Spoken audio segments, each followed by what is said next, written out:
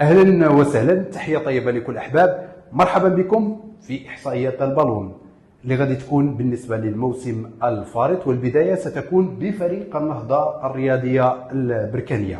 طبعا فريق النهضة البركانية كباقي الأندية الوطنية أجرى 30 مباراة اللي عطات 38 هدف بالنسبة لفريق النهضة البركانية.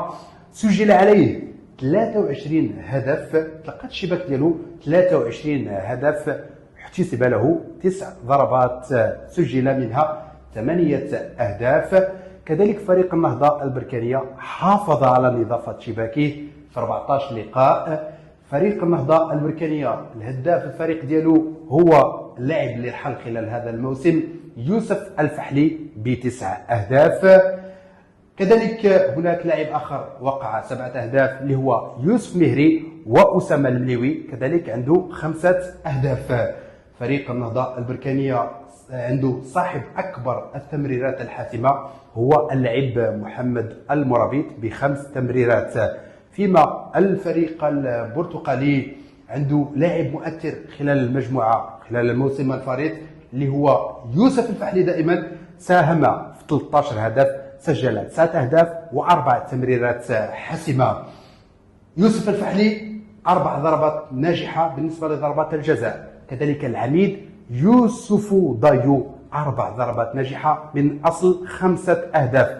لا بالنسبة للاعب المساوي حمزة أكثر من لا بطاقة صفراء ب6 بطاقات، فيما أكثر لاعب شارك في المباريات ب27 لقاء. إحصائيات البرتقالي خلال الموسم الفارط كما موضحة في الصورة. هناك 14 فوز بالنسبة لفريق النهضة البركانية، كذلك 6 هزائم و10 تعادلات بالنسبة للفريق البرتقالي. تم الاعتماد على 29 لاعب خلال الموسم الفارط. بالنسبة شكون المدربين اللي قادوا الفريق، فكاين 2 ديال المدربين تناوب على تدريب الفريق، كل من أمين كرمة اللي انتقل لفريق اولمبي كاسفي، بهذه المناسبه نتمنى له التوفيق، اللي كذلك التحق بعد ذلك التونسي معين الشعباني. هادو هما 2 ديال المدربين.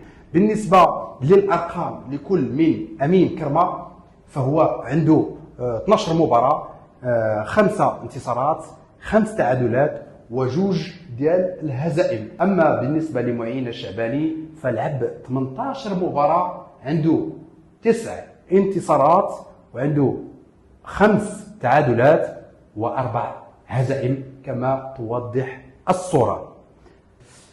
وصلنا إلى نهاية هذه الحلقة من إحصائيات البالون واللي كانت مخصصة لفريق النهضة الرياضية البركانية. نضربكم موعد إن شاء الله في لقاء آخر مع فريق آخر. بغينا أنكم تكتبوه في التعليقات شكون هو. إلى اللقاء.